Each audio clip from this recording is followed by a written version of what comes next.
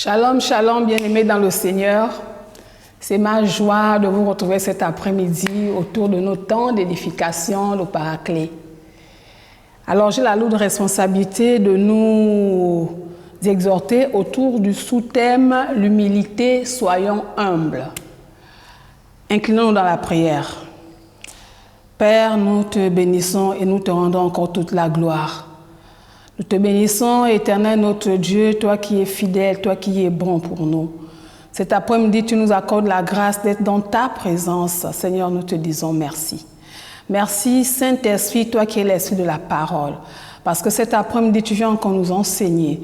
Cet après-midi, tu viens encore nous donner des instructions pour que nous puissions être à l'image de Jésus-Christ, nous puissions nous ressembler à Christ dans l'humilité. Alors nous te bénissons pour la parole de cet après-midi.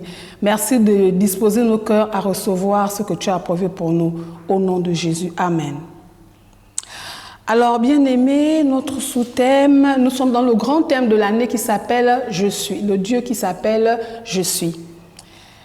L'humilité. L'humilité est définie comme un abaissement volontaire. C'est avoir une opinion modeste de soi-même et être exemple de toute arrogance.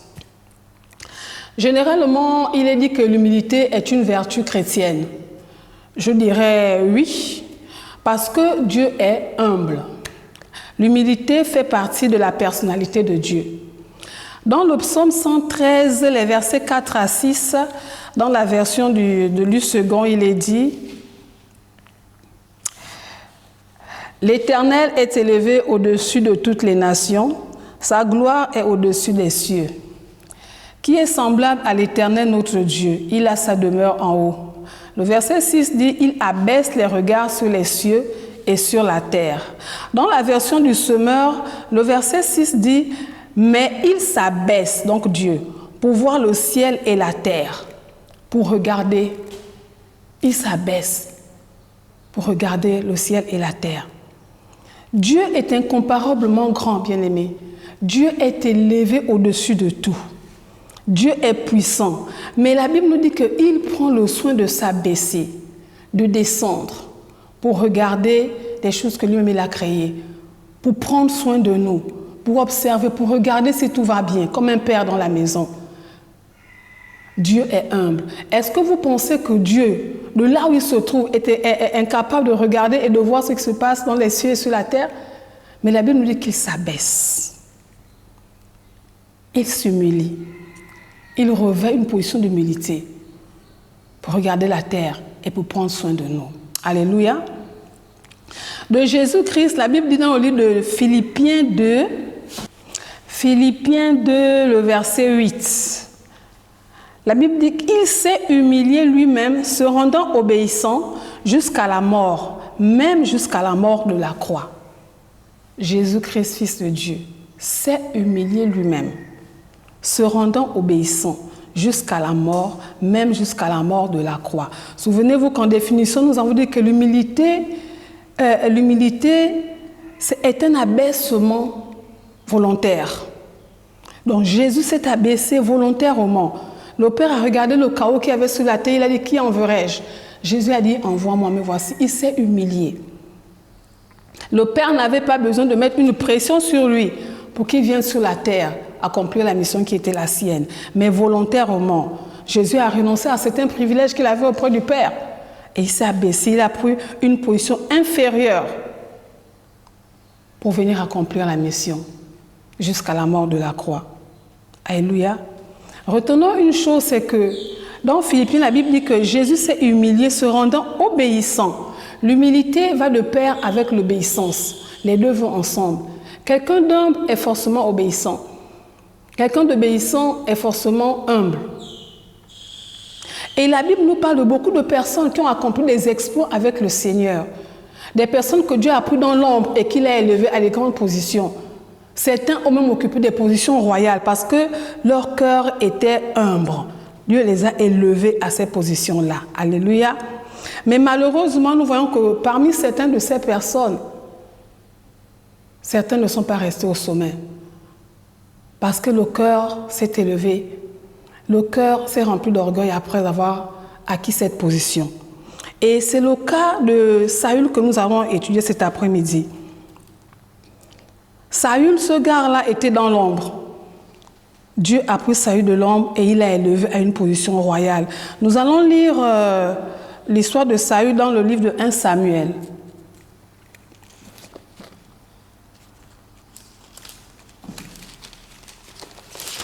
Voilà, on va à 1 Samuel. Donc Saül avait reçu la grâce de diriger et avait été oint comme roi d'Israël, alors que son cœur était encore humble. 1 Samuel 15, le verset 17. Samuel dit, « Lorsque tu étais petit à tes yeux, n'es-tu pas devenu le chef des tribus d'Israël? Et l'Éternel ne t'a-t-il pas oint pour que tu sois roi d'Israël » Dans la version du Semeur, le verset 15 dit, « Et Samuel déclara, alors que tu te considérais comme un personnage peu important, tu es devenu le chef des tribus d'Israël, et l'Éternel t'a oint pour t'établir roi d'Israël. » Bien aimé, comme je disais, Saül était quelqu'un qui était dans l'ombre. Mais Dieu a pris Saül et l'a élevé à une position élevée. Il a occupé le poste royal. Il était le chef de tribu dans Israël et après il est devenu roi. Mais dans la suite du temps, le cœur de Saül s'est enflé d'orgueil. Le cœur de Saül s'est enflé d'orgueil vis-à-vis du Seigneur. Il est devenu désobéissant, il est devenu arrogant. Mais Dieu l'a abaissé. Et nous voyons cela lorsque nous lisons 1 Samuel 13. Allons à 1 Samuel 13, les versets 9 à 14. Il est écrit, « Alors Saül dit, « Amenez-moi l'holocauste et les sacrifices d'action de grâce. » Et il offrit l'holocauste. Comme il achevait d'offrir l'holocauste, voici Samuel arriva et Saül sortit au-devant de lui pour le saluer. Samuel dit, « Qu'as-tu fait » Saül répondit, « Lorsque j'ai vu que le peuple se dispersait loin de moi, que tu n'arrivais pas au terme fixé et que les Philistins étaient assemblés à Michmash, je me suis dit, les Philistins vont descendre contre moi à Gilgal. Et je n'ai pas pu implorer l'Éternel. C'est alors que je me suis fait violence et que j'ai offert l'holocauste. » Verset 13 dit, Samuel dit à Saül, « Tu as agi en insensé. Tu n'as pas observé le commandement que l'Éternel, ton Dieu, t'avait donné. L'Éternel aurait affermi pour toujours ton règne sur Israël. » Au verset 14, « Et maintenant ton règne ne durera point. L'Éternel s'est choisi un homme selon son cœur, et l'Éternel a destiné à être le chef de son peuple, parce que tu n'as pas observé ce que l'Éternel t'avait commandé. » Bien-aimé. Voici un gars qui a été élevé au sommet de la royauté. Saül, alors qu'il se voyait petit à ses propres yeux, alors qu'il était insignifiant à ses propres yeux, ce ne sont pas les voisins qui voyaient Saül petit, mais lui-même Saül, il était sûrement rempli de complexe d'infériorité, il se sentait inutile, mais Dieu lui a fait la grâce et l'a élevé au sommet. Et là, Saül va en guerre contre les Philistins. Quand vous lisez l'histoire un peu plus haut, Saül va en guerre contre les Philistins. Il remporte la victoire. Et il était question que Samuel vienne le 7e jour. Mais parce que Samuel a tardé, c'est seulement de quelques heures, parce que la Bible nous dit que c'est au moment où il est temps de terminer de faire l'holocauste que Samuel est arrivé. Saül a perdu patience et il s'est levé et il a fait l'holocauste. Alors qu'il n'était pas question que ça soit lui. Il fallait qu'il attende que le prophète Samuel arrive. Mais Saül n'a pas obéi. Il n'a pas respecté les instructions du Seigneur. En deuxième point, nous voyons que Saül va encore en guerre contre Amalek. Vous voyez en 1 Samuel 15, les versets 1 à 11, la Bible dit, « Samuel dit à Saül, c'est moi que l'Éternel a envoyé pour t'oindre roi sur son peuple, sur Israël. Écoute donc ce que dit l'Éternel. Ainsi parle l'Éternel des armées. Je me souviens de ce qu'Amalek fit à Israël lorsqu'il ferma le chemin à la sortie d'Égypte. Va maintenant, frappe Amalek, aidez-vous par interdit tout ce qui lui appartient. Tu ne l'épargneras point et tu feras mourir hommes et femmes, enfants et nourrissons, bœufs et brebis, chameaux et ânes. » Saül convoqua le peuple et en fit la revue à Télaïm. Il y avait 200 000 hommes de pied et 10 000 hommes de Juda. Saül marcha jusqu'à la ville d'Amalek et mit une embuscade dans la vallée. Il dit aux Kéniens, « Allez, retirez-vous, sortez du milieu d'Amalek, afin que je ne vous fasse pas périr avec lui. » car vous avez eu de la bonté pour tous les enfants d'Israël lorsqu'ils montèrent d'Égypte, et les Kéniens se retirèrent du milieu d'Amalek. Verset 7, Saül bâtit Amalek, puis Avila, jusqu'à Shur, qui est en face de l'Égypte.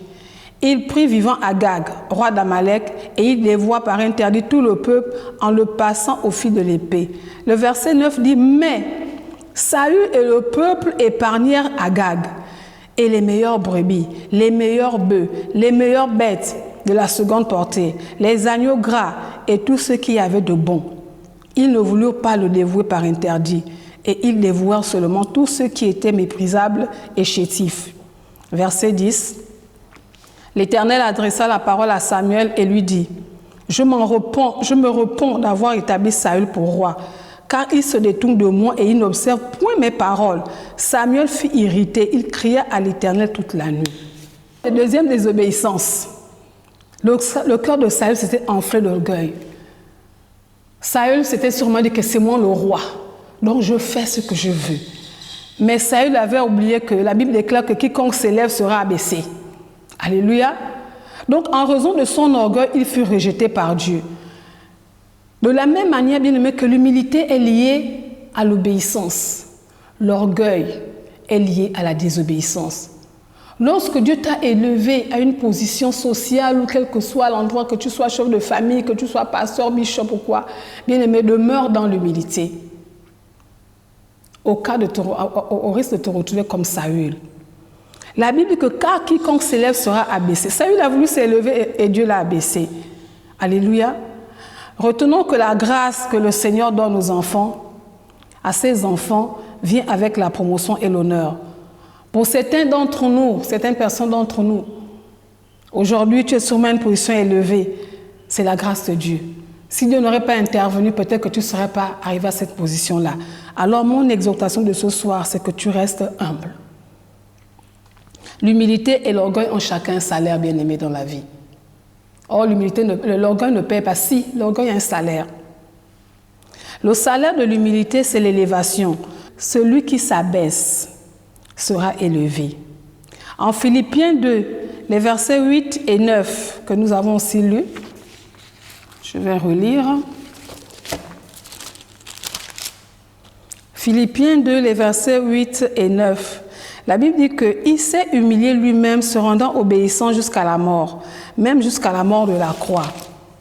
Le verset 9 dit, c'est pourquoi Dieu l'a souverainement élevé et lui a donné le nom qui est au-dessus de tous les noms. Donc l'élévation, c'est un bénéfice, c'est le salaire de l'humilité. Tu t'abaisses et Dieu t'élève. Alléluia. Et lorsque nous lisons les versets 10 à 11 même, la Bible dit que afin qu'au nom de Jésus, tout genou fléchisse dans les cieux, sur la terre et sous la terre, et que toute langue confesse que Jésus-Christ est Seigneur à la gloire de Dieu le Père. Bien-aimés, nous voyons que tout cela, parce que Jésus s'est humilié dans l'obéissance, Dieu lui a donné la position la plus haute et le nom qui est au-dessus de tous les noms, un nom puissant, un nom glorieux, un nom merveilleux qui est digne de louange. Alléluia. La grâce est un bénéfice, c'est un salaire de l'humilité. Vous lirez cela dans 1 Pierre, le chapitre 5, le verset 5, la partie B. La Bible dit que Dieu fait grâce aux humbles. La gloire. Proverbe 18, le verset 12, la partie B. La Bible dit l'humilité précède la gloire. Donc, le salaire de l'humilité, c'est la grâce, c'est la gloire, c'est l'élévation, c'est l'honneur, c'est la dignité. Alléluia. En même temps, le salaire de l'orgueil, c'est l'abaissement. Luc 14, 11 dit, quiconque s'élève sera abaissé. Proverbe 18, le verset 12, la partie A dit, avant la ruine, le cœur de l'homme s'élève. Et le salaire de l'orgueil encore, bien aimé, c'est le fait que Dieu te résiste. Dieu te résiste. Jacques dit, Dieu résiste aux orgueilleux, mais il fait grâce aux humbles. Dieu résiste. Bien aimé, si Dieu te résiste, qui vient à ton secours? Même pas le pasteur, même pas le bishop, même pas l'archibishop ne viendra à ton secours, jusqu'à ce que tu sois brisé, afin que lui-même il te lève. Donc soyons humbles, frères et sœurs. Revêtons-nous de cette parure qui est l'humilité. Et elle nous maintiendra au sommet. Jésus est notre modèle parfait en ce qui concerne l'humilité. Jésus est fils de Dieu. Jésus est roi. Jésus est Seigneur. Jésus est Dieu. Mais il s'est humilié. Il s'est abaissé pour que toi et moi nous soyons sauvés. Donc cet après-midi, je nous exhorte, bien-aimés, à demeurer dans l'humilité et que nos vies aillent de gloire en gloire. Au nom de Jésus. Amen. Soyons bénis, soyons humbles. Personne comme toi, Jésus.